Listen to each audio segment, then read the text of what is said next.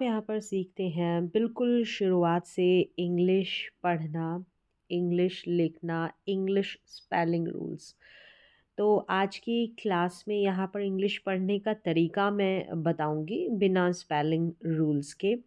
तो यहाँ पर आपको प्रैक्टिस लिस्ट मिलेगी। अब क्या और कैसे मिलेगी? जैसे कि ART, यहाँ पर जो प्रैक्टिस लिस्ट रहेगी इसमें मोस्टली AR के कॉम्बिनेशन वाली स्पेलिंग्स रहेगी।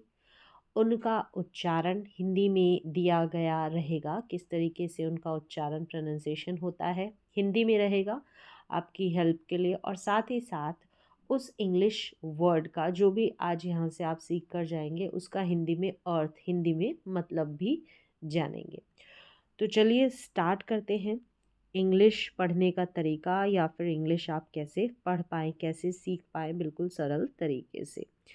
तो यहाँ पर है सबसे पहले जैसे ART का कॉम्बिनेशन।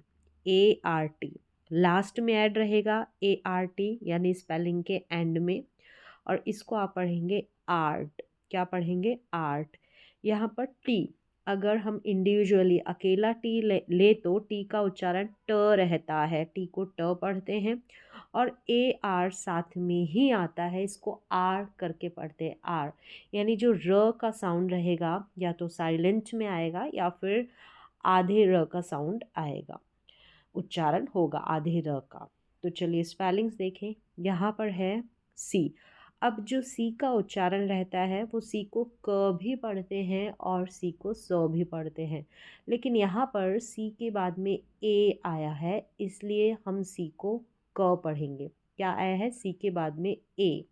तो आप जितनी भी स्पेलिंग देखेंगे इंग्लिश में, वहाँ पर सी के बाद में अगर ए आता है, जैसे कि आप ले लें कैप, आपने स्पेलिंग ली CAP कैप, तो सी के बाद में ए आया तो यहाँ पर सी का उच्चारण क हुआ। और ले लें सी के बाद में ए वाली स्पेलिंग्स ले सकते हैं, जैसे कैपिटल, कैपिटल में भी CA आता है, कैपिटल में भी CA आता है, तो हमने सी को क पढ़ा। ऐसे ही आप और कई सारी स्पेलिंग्स देख सकते हैं। कुछ स्पेलिंग्स ही रहेगी जहाँ पर अगर सी के बाद में ए नहीं ए आएगा तो वहाँ पर सी को हम क नहीं पढ़ते। कुछ ही स्पेलिंग रहेगी, लेकिन मोस्टली अधिकतर स्पेलिंग्स में सी के बाद में ए रहता है, तो हम सी को क प्रोनाउंस करते हैं, सी को क पढ़ते हैं। तो यहाँ पर सी को क पढ़ा जाएगा। क्या पढ़ा जाएगा? सी को क। फिर यहाँ पर देखें ART, तो ART का साथ में उच्चारण यहाँ पर ऊपर मैंने बताया कि आर्ट करके पढ़ेंगे, तो क आर्ट। यानी ये जो क पढ़ा सी को, तो ये आ जो है, आ का जो साउंड है वो हिंदी में आ की मात्रा के रूप में आप इसको प्रोनाउंस करेंगे, तो क को हम पढ़ेंगे का, कार्ट। इस तरीके से जो यहाँ पर उच्चारण दिया गया है हिंदी में। कार्ट का मतलब गाड़ी, जैसे घोड़ा गाड़ी, बैलगाड़ी, ये कार्ट जो पीछे वाला हिस्सा रहता है घोड़ा गाड़ी, बैलगाड़ी में, तो उस गाड़ी को बोलते हैं कार्ट। फिर यहाँ पर देखेंगे तो एम का इंडिविजुअली अकेला इसका उच्चारण है, एम को म पढ़ते हैं, एम को म। और ART का उच्चारण यहाँ पर बताया आर्ट है, तो मर्ट नहीं होगा, मार्ट हो जाएगा। यानी ए जो है ये आ की मात्रा में पढ़ा जाएगा, तो मार्ट हो गया। म पे आ ये जो आ की मात्रा लगी है ए की वजह से लगी है, तो मार्ट हो गया। मार्ट का मतलब बाजार, मार्ट का मतलब बाजार। फिर यहाँ पर देखेंगे तो पी आ रहा है, पी का इंडिविजुअली अकेला इसका उच्चारण, पी को हम प पढ़ते हैं, यानी कि पी का साउंड प रहता है, तो ये पार्ट हो गया। सब में जो पहला कॉन्सोनेंट लेटर आ रहा है सभी में, उसका जो साउंड है वो आपको प्रोनाउंस करना है, पढ़ना है। जैसे सी को क, एम को म, और इसी के साथ में आ की मात्रा लगा देनी है नहीं।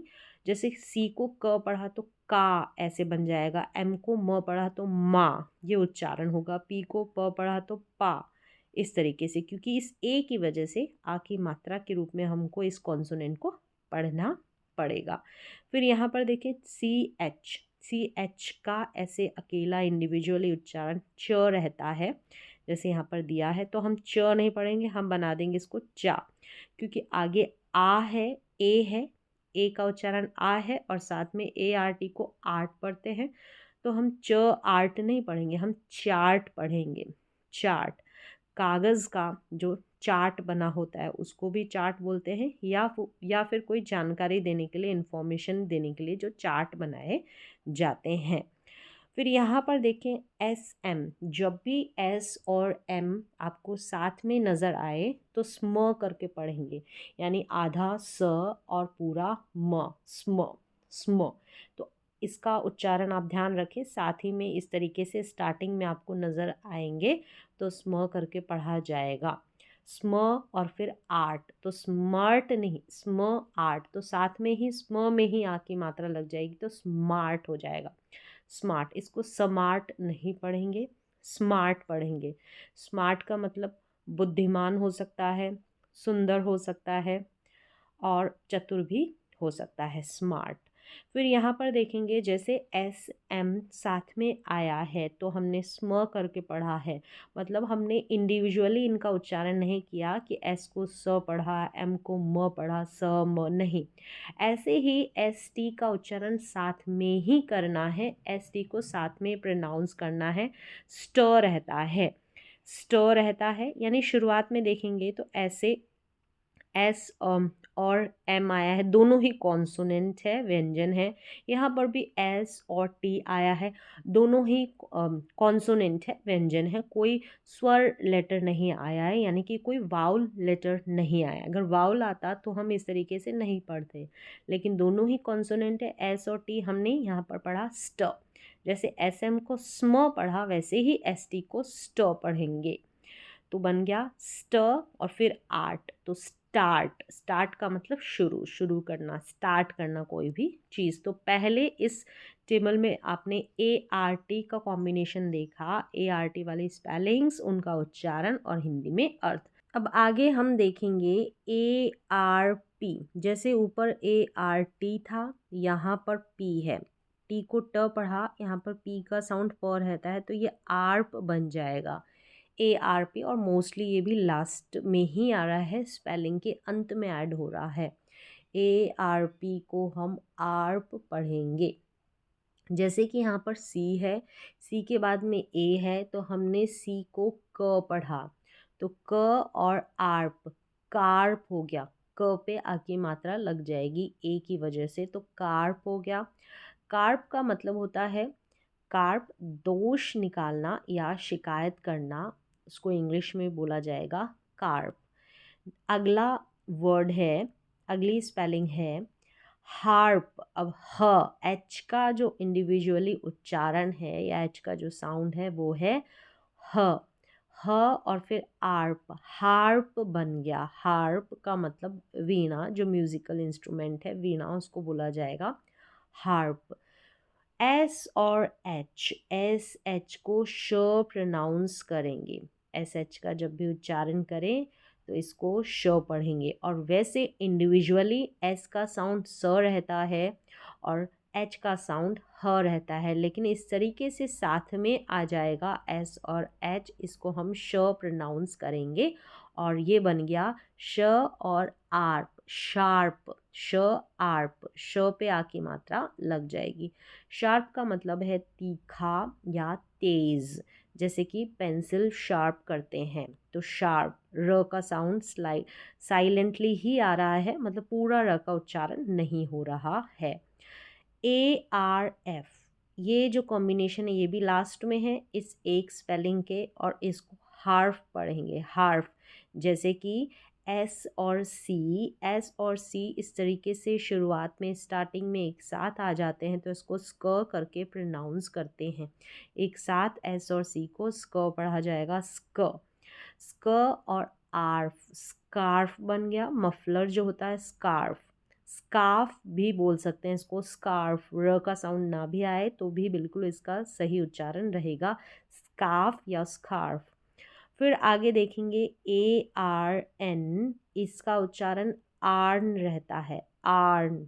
आ और ये र के लिए और आधा र, यानी आधे र का साउंड। फिर एन का उच्चारण है न के लिए, एन के लिए हमने न प्रोनाउंस किया है, तो आर्न हो गया।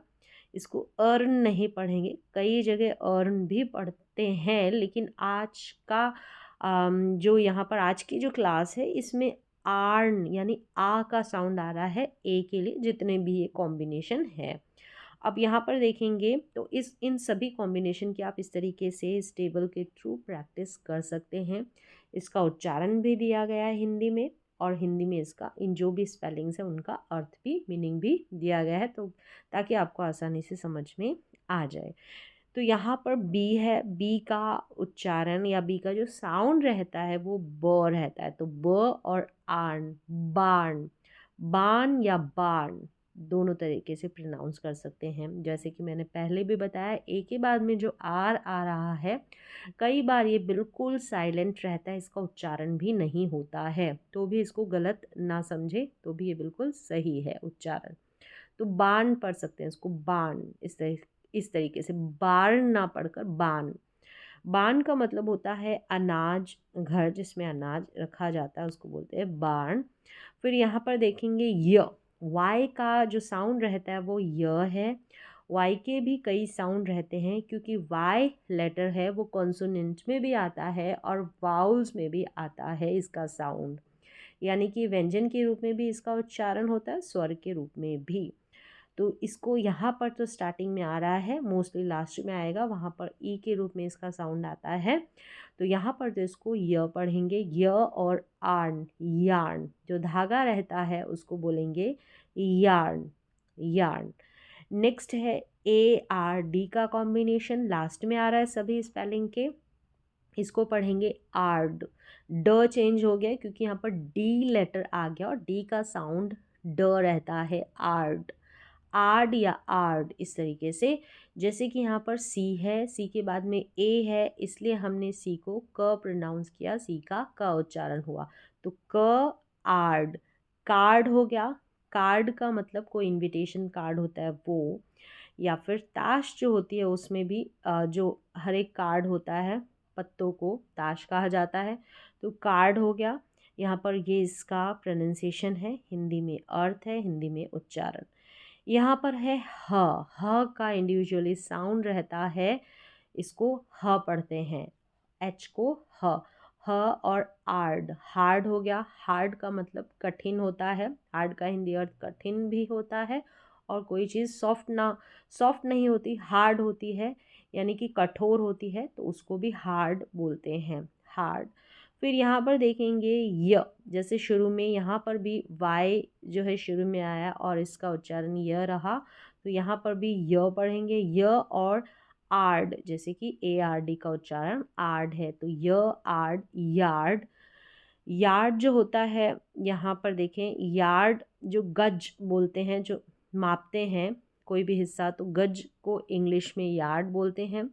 ये जो आंगन रहता है उसको भी यार्ड बोलते हैं। सामने बाड़ा रहता है जहाँ पर कुछ जो जानवर होते बांधे जाते हैं उसको भी यार्ड बोलते हैं। तीनों अलग अलग अर्थ है।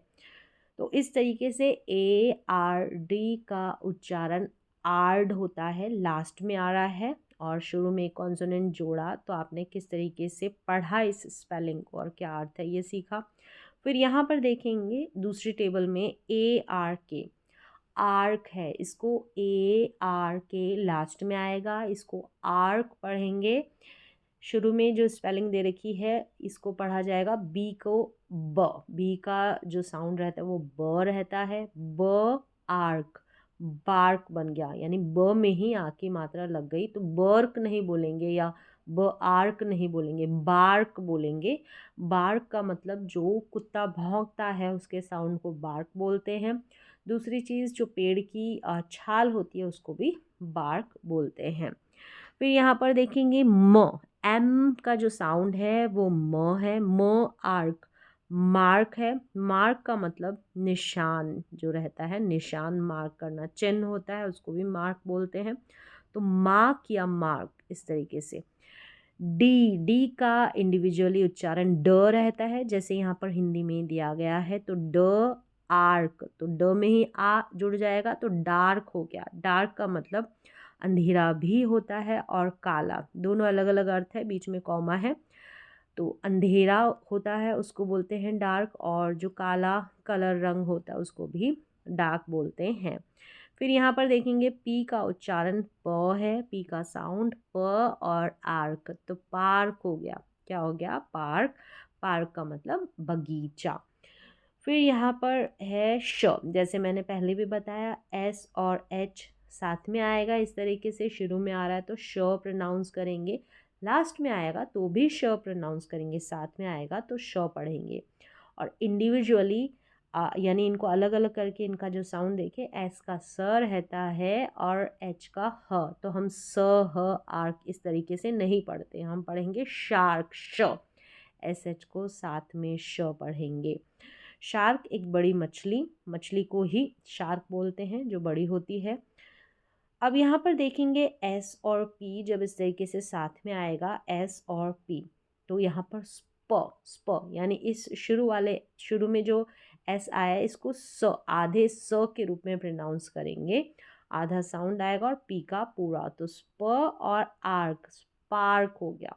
स्पार्क हो जाना, चिंगारी जो होती है उसको स्पार्क बोलते हैं, स्पार्क। अगली टेबल में देखेंगे ए आर एम, लास्ट में है ये कॉम्बिनेशन जुड़ा हुआ इन स्पेलिंग्स के, और इसको आर्म पढ़ेंगे।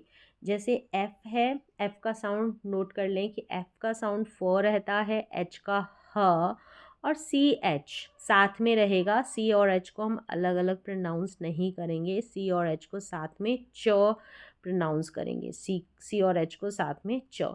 तो फ एफ के लिए, ह एच के लिए, और सी एच को हमने च पढ़ा, और ए आर एम का कॉम्बिनेशन है इन सभी स्पेलिंग में, लास्ट में इसको आर्म करके पढ़ेंगे। तो क्या बन गया? फ आर्म, फार्म, ह आर्म, हार्म, च आर्म, चार। तो फार्म का मतलब होता है खेत, और हार्म का मतलब चोट पहुंचाना, दुख पहुंचाना, उसको हार्म बोलते हैं। फिर यहाँ पर है चाम, चाम का मतलब सुंदरता या जो लुभावना, मनमोहक होता है, चाम। फिर यहाँ पर आगे देखेंगे तो ए आर सी एच रहेगा, इसको आर्च पढ़ेंगे। अब इसको आर्क नहीं पढ़ेंगे, आर्क नहीं। सी और एच को यहाँ पर च पढ़ा जा रहा है, सी एच का उच्चारण च हो रहा है, आर्च करके पढ़ेंगे। अब यहाँ पर देखें एस और टी इस तरीके से पहले भी आया और साथ में आ जाएगा, तो इसको स्ट करके प्रोनाउंस करेंगे। तो आगे जो स्पेलिंग है ये है म, एम का साउंड म रहता है, म, और आर्च, मार्च हो गया। क्या हो गया? मार्च। मार्च जो एक महीना रहता है, जनवरी फरवरी मार्च, एक तो वो मार्च, और दूसरा अब ध्यान रखें सी एच को क नहीं पढ़ेंगे, स्टार्च और मार्च। और दूसरा जुलूस निकालते हैं, जुलूस निकालना उसको मार्च बोलते हैं, तेज़ी से चलना उसको भी मार्च बोलते हैं। फिर यहाँ पर देखें ए आर, ए आर जैसे अब यहाँ पर कोई लास्ट में आपको कॉन्सोनेंट नज़र नहीं आ रहा है, कॉम्बिनेशन नज़र नहीं आ रहा कॉन्सोनेंट का यानी कि व्यंजन का, ए आर साथ में है, इसको आर या आ दोनों तरीके से प्रोनाउंस करते हैं। कई कई बार आर करके साउंड आता है और कई बार सिर्फ आ करके साउंड आता है। अब यहाँ पर ये लास्ट में है, देखें इसमें इसके आगे कोई भी कॉन्सोनेंट व्यंजन, तो स्पेलिंग्स में यहाँ पर सबसे पहले देखेंगे ब आर, बार, तो लास्ट में सभी में ए आर है, कोई कॉन्सोनेंट एंड में ऐड नहीं हो रहा है, नहीं जुड़ रहा है, तो ब आर, बार, बार का मतलब मधुशाला। फिर यहाँ पर देखेंगे क, सी के बाद में ए है इसलिए सी को क पढ़ा, क आर, कार, जिसको कार या कार यानी हल्का र का साउंड आता है तो चलता है, और कार करके का करके भी पढ़ते हैं, लेकिन मोस्टली कार हम सही अगर प्रोनाउंस करें तो कार चलेगा ज़्यादा। तो कार, कार का मतलब गाड़ी जो कार होती है वो। फ, एफ का उच्चारण फ रहता है, फ आर, फार, फार, फार, र का हल्का सा साउंड, फार का मतलब दूर, फार, र का हम ज़्यादा दबाकर साउंड नहीं लेंगे, फार, र का हल्का सा साउंड, ज, जे का उच्चारण ज, आर, जार, जार, कलश। फिर यहाँ पर देखेंगे ST साथ में आ रहा है तो साथ में आएगा, ऐसे अभी पहले कई स्पेलिंग्स में आया तो स्टर करके पढ़ेंगे, तो ST का उच्चारण आप ऐसे याद रखें, स्टर। तो जब भी ये साथ में नज़र आ जाए आप उच्चारण इसका करेंगे stir. Stir R, star, star, star नहीं बोलेंगे, स्टार, र का हल्का साउंड, स्टार का मतलब तारा।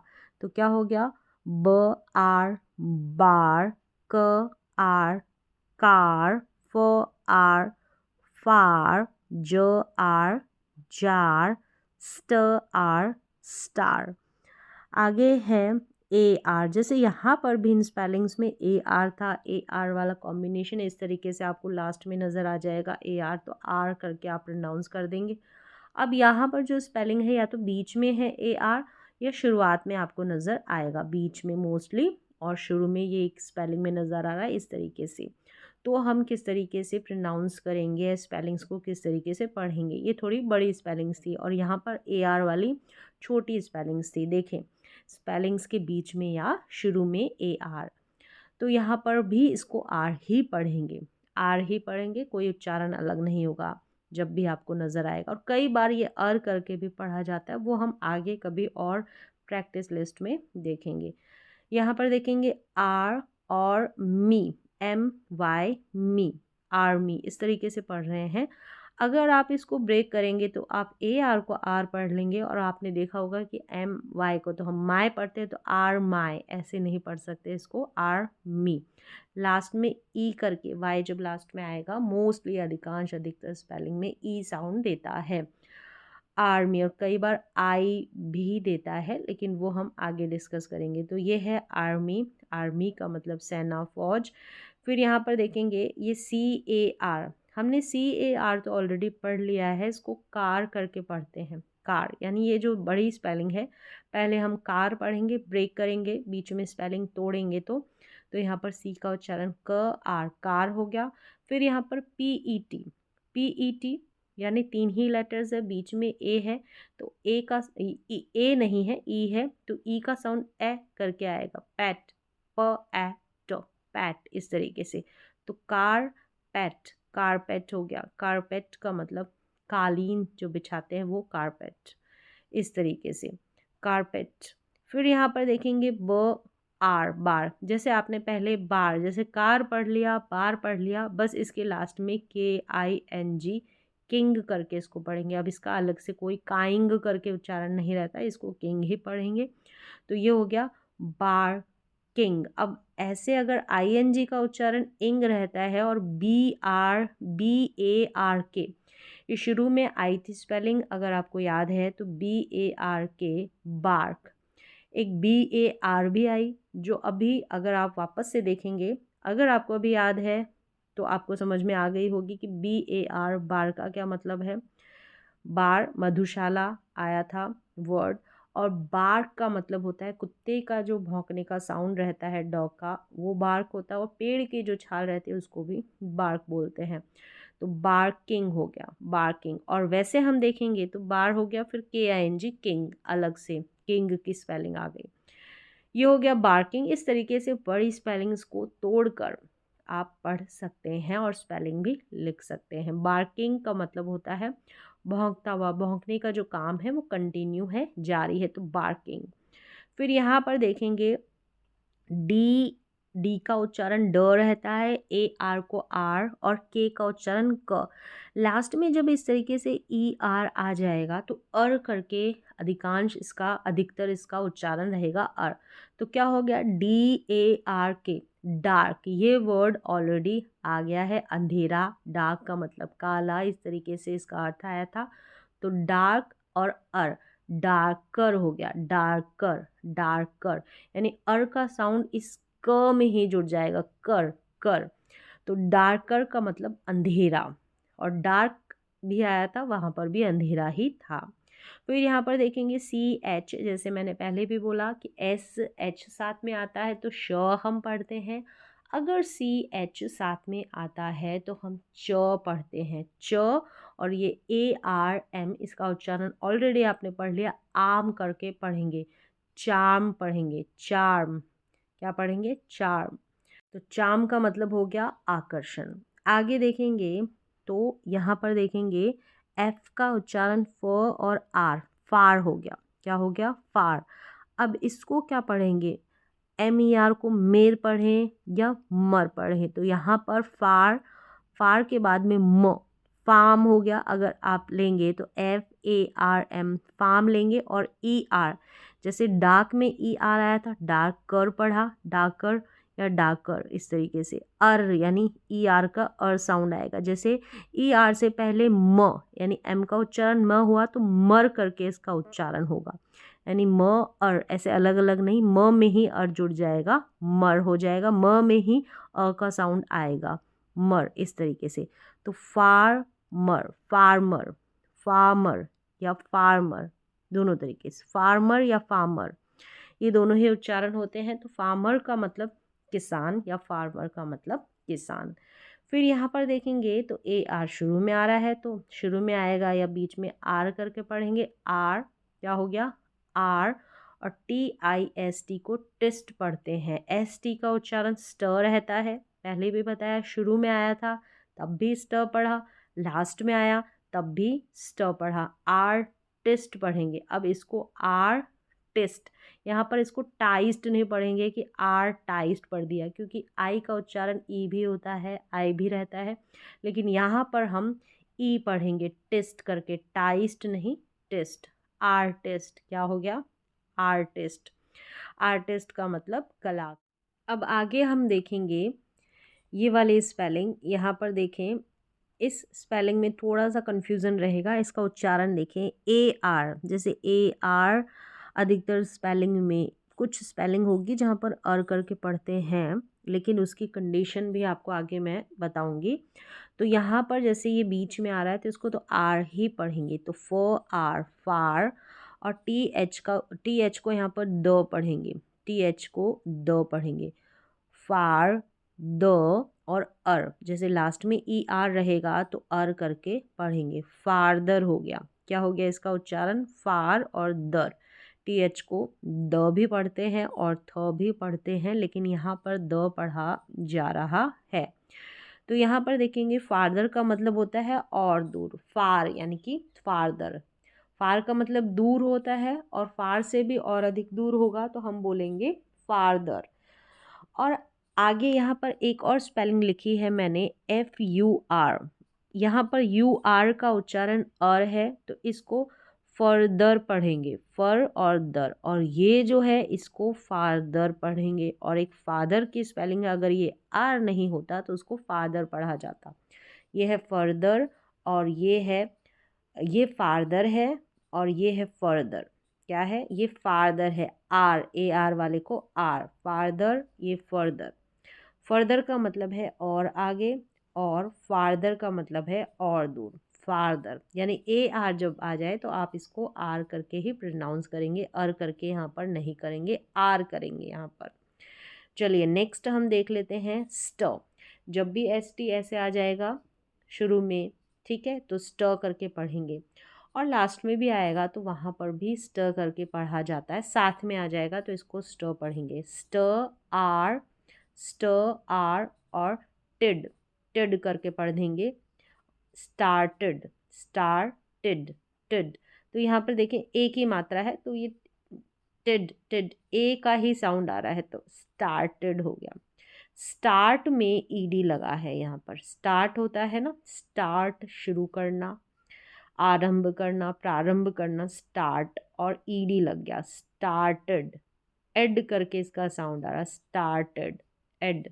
स्टार्टेड का मतलब शुरू किया, स्टार्टेड, स्टार्टेड।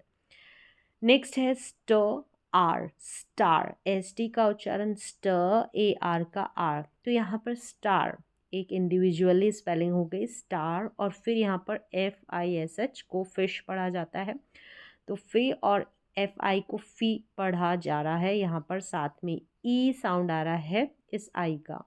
और श, एस एच, श के लिए होता है, एस एच श के लिए, तो श, ये वाला श। स्टारफिश हो गया। स्टारफिश का मतलब एक मछली जिसका आकार तारा, स्टार के अनुसार तारानुमा होता है, यानी स्टार जैसा होता है, तारा मछली, स्टार फिश। फिर यहाँ पर देखेंगे तो ये है आर, स्टार हो गया, सेम ऐसे ही है, स्टार इसमें भी था और यहाँ पर भी स्टार है। और फिर है स्टार वी के लिए व पढ़ा जाएगा, यहाँ पर लिखा हुआ है व, और आई एन जी जब भी लास्ट में आएगा तो हमेशा इसका उच्चारण इंग करके होता है। तो स्टार विंग, व में ही इंग जुड़ जाएगा तो विंग होगा। क्या हो गया, व में ही ई की मात्रा लग गई है, यहाँ पर देखें। और ये जो बिंदी है ये न का साउंड देती है और एन के लिए आती है। स्टारविंग, स्टारविंग पढ़ा जाएगा इसको, स्टारविंग नहीं पढ़ेंगे, स्टारविंग। स्टारविंग का मतलब भूखमरी, बहुत ज़्यादा भूखा जो होता है स्टारविंग होता है, भूख के मारे जो मर रहा है, भूखमरी या स्टारविंग, बहुत ज़्यादा भूखा होना, उसको भी स्टारविंग। यहाँ पर देखें एस एच है, साथ में है श पढ़ेंगे, स्ट पढ़ते हैं एस टी को, और ऐसे ही एस एच को श पढ़ते हैं। तो यहाँ पर हो गया श आर शा, शार, ऐसे हो रहा है शार। लेकिन यहाँ पर आप देखेंगे तो पी ई एन को पेन करके नहीं पढ़ेंगे, यहाँ पर ई एन जब लास्ट में आएगा तो इसको अन पढ़ते हैं, ई आर जब लास्ट में आता है तो अर पढ़ते हैं। तो यहाँ पर देखेंगे तो ई एन को आप भूल जाएं, छोड़ दें, शार्प हो गया। शार्प का मतलब होता है ना तेज़, तीखा, पैना, वो शार्प होता है। और फिर अन, पी में ही यानी प में ही अन का साउंड आएगा तो पन हो जाएगा, ये पैन नहीं पढ़ेंगे आप इसको, शार्पन, शार्प अन, शार्पन, तेज़ या तीखा पैना करना उसको बोलते हैं शार्पन, शार्पन, शार्प पेन नहीं बोलेंगे, शार्पन। फिर यहाँ पर देखेंगे तो म, एम का उच्चारण म, अब पढ़ना तो आपको आता होगा लेकिन स्पेलिंग आ जाएगी, म आर, म आर, मार्क, के के लिए क, मार्क। और इस तरीके से यहाँ पर अब ऐसे भी ले सकते हैं इसको, मार और के ई टी, किट, किट, जैसे पी ई टी पेट, के ई टी कैट, इस तरीके से। तो 3 लेटर का जो उच्चारण मैंने बताया उस तरीके से आप इसको पढ़ सकते हैं। तो मार्केट, मार्केट हो गया ये, मार्केट, मार्केट का मतलब बाजार, मार्केट। तो इस तरीके से एक एक लेटर को तोड़ कर भी आप प्रोनाउंस कर सकते हैं, पढ़ सकते हैं। आज की जो क्लास थी इसमें ए आर वाले ही स्पेलिंग्स थी मोस्टली, बहुत सारी मतलब कंप्लीट जो कॉमन स्पेलिंग्स थी मैंने यहाँ पर इन सभी टेबल्स में शेयर की है। आप इनकी प्रैक्टिस फिर से कर सकते हैं, एक दो बार आप प्रैक्टिस कर लेंगे सारी प्रैक्टिस लिस्ट से, तो आपके प्रोनाउंसिएशन में, उच्चारण में, स्पेलिंग्स में मिस्टेक नहीं होगी। साथ ही साथ में यहाँ पर हिंदी अर्थ दिए हैं तो इन सभी वर्ड्स के आपको हिंदी में अर्थ भी याद हो जाएंगे। तो आज की इंग्लिश प्रोनाउंसिएशन की, उच्चारण की क्लास में बस इतना ही, मिलते हैं अगली क्लास में।